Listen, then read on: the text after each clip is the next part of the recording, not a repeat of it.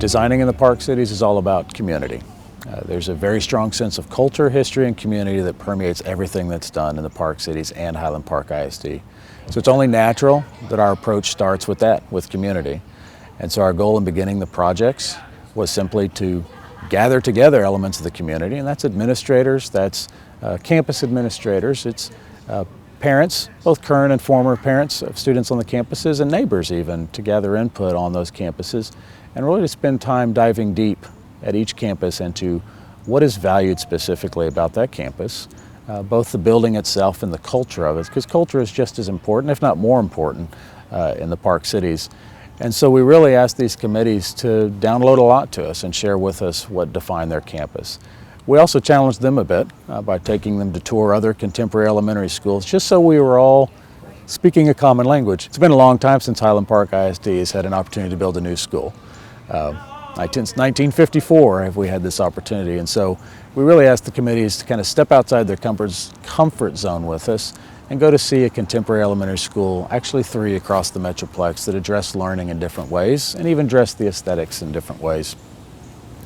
That was an interesting experience. I think the committees would attest to that as well, because it really opened eyes on what could be going on inside of buildings in a 21st century school, and also gave us a chance to start hearing comments about aesthetics. We weren't drilling into that specifically, but that certainly always comes up, because that's the first question everybody asks, is what will a school look like? And really we want the process to start with what goes on in that school? What does the student look like? That's really the first question you ask in designing any school. And once you can answer that, or begin to start answering that, that starts to inform the rest of the building and the rest of the process. So not only did we engage that committee and impose upon them to go on tours and take a look at what else is out there, but we then also asked them a very simple question, and I asked for them to define for me the 10 places or spaces that define the Park Cities for them. I did ask them to leave schools off the list. I felt sure the list would just fill up with all your schools, because I know your community's feelings towards your facilities. What we got in response was interesting. I thought I knew what I would get, and I was half right. What I got were the things like Town Hall, both Highland Park Town Hall and University Park City Hall, the churches, the very little architectural pieces that I think we would all expect. But the other half of most people's list was interesting to me. I had comments about whether it was Snyder Plaza, the $1 Million Monarch, the parks. The parks made everyone's list. Seems pretty logical. We are in the Park Cities, but to a person, each person made note and said, it's not about the architecture, it's about the sense of community. It's what about these spaces represented. So what that told our team was that these projects were not going to be just about a building.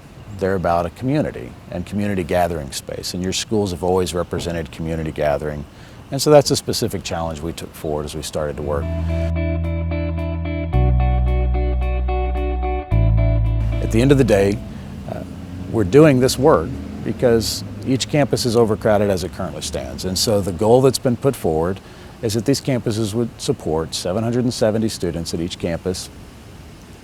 And there are a few other goals that we had to work through as well. But first and foremost, the cause for this was about getting more capacity for schools.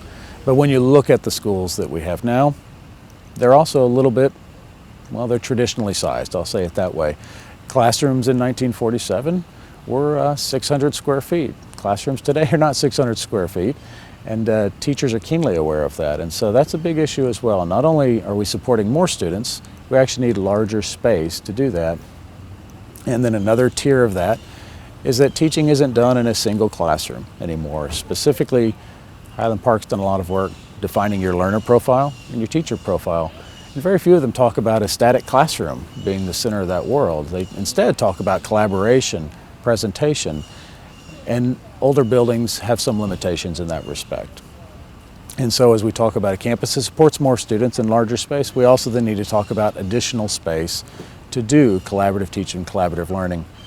And then another approach that's being taken now is that grade levels teach more collaboratively, more as a team teaching concept. And so it's a real challenge to have 7 first grade classrooms, which this campus would have, all these campuses, 7 grade level classrooms for each grade level, somewhat contiguous, so teachers and students can work together and work across subjects, work across classes. And so those were the parameters of the building itself. We need it larger, for more students, we need it larger for more space, we need other types of spaces, and we need those spaces fairly contiguous. Pretty high standard there to start with, but then we are in the park cities, and so the other driver that has to balance that is we love our green space, and it's not just green space to be mowed and to say we have a front lawn. In the park cities, these elementary schools use your exteriors extraordinarily. Honestly, you are very different. The Highland Park schools are very different in that respect. And so we need to create a larger space, and we need to create a more compact space, because at the end of the day, our sites are not getting any larger. And so there's a very purposeful intent to look at creating green space, and not just green space to have PE space, not just green space to be a front yard setback space, really more purposeful space. When we look at all the science classrooms and outdoor gardens that have been planted in the last few years at all the elementary schools, it's a testimony to administrators and teachers and parents realizing there's value in outdoor education. And so green space is a large topic summed up in two simple words, and it's much broader than that. So the goal is we have to honor the green space and actually find ways to create more purposeful space while having a larger building. Then, of course, traffic and parking. Probably the second thing everybody brings up after the look of their buildings is they love the buildings, but the traffic not so much. And so that's going to be a real challenge. The bond is aimed to address dedicated parking for each of the elementary sites, which will be a nice change for the new elementary sites. But then again, it's looking at how parking relates to traffic and queuing as well.